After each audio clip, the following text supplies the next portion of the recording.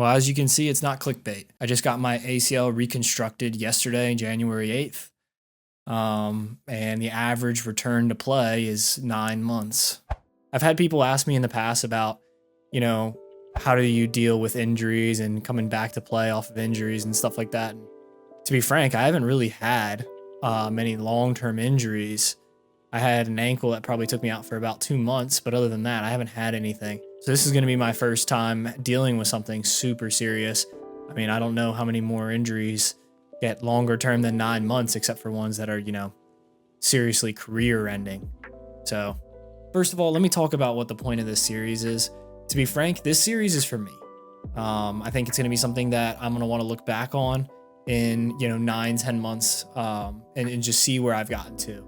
I know that a lot of people really struggle with ACL injuries as they go through, especially, in the first month or so, but even in the first like three months and stuff, or even when they come back and they're still not 100%, but they're playing, they're not back to their old heights.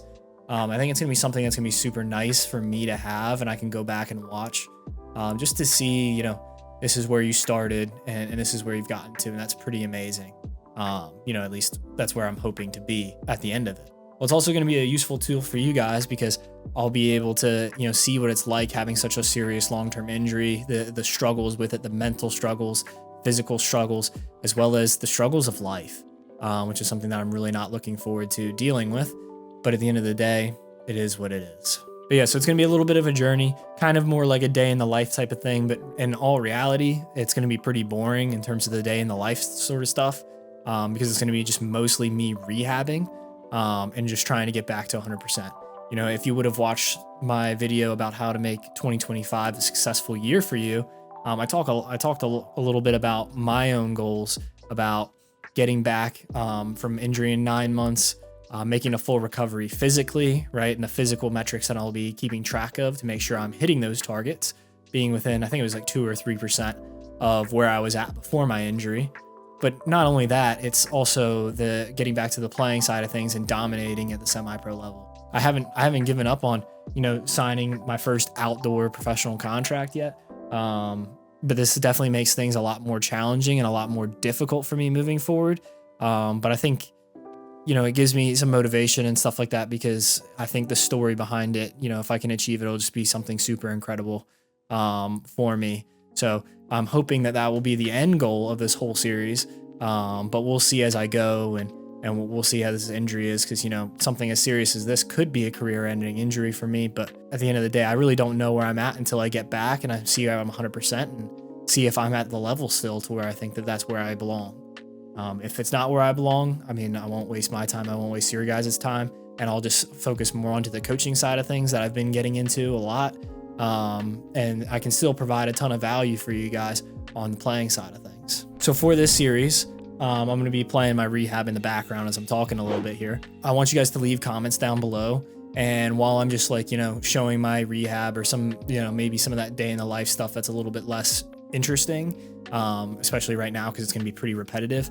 I can answer some of your questions and stuff like that. It'll be a little bit like a Q&A. If there's things in particular that you guys want to see from this series, or suggestions you want to see, let me know. I'll see if I can incorporate them, or if they fit into what I'm going on here. And as for this being on a separate channel, I didn't really want to put this on my first channel. I'm sure it's not a surprise to you guys that that's my primary source of income now, especially that I got released from the team I was playing for.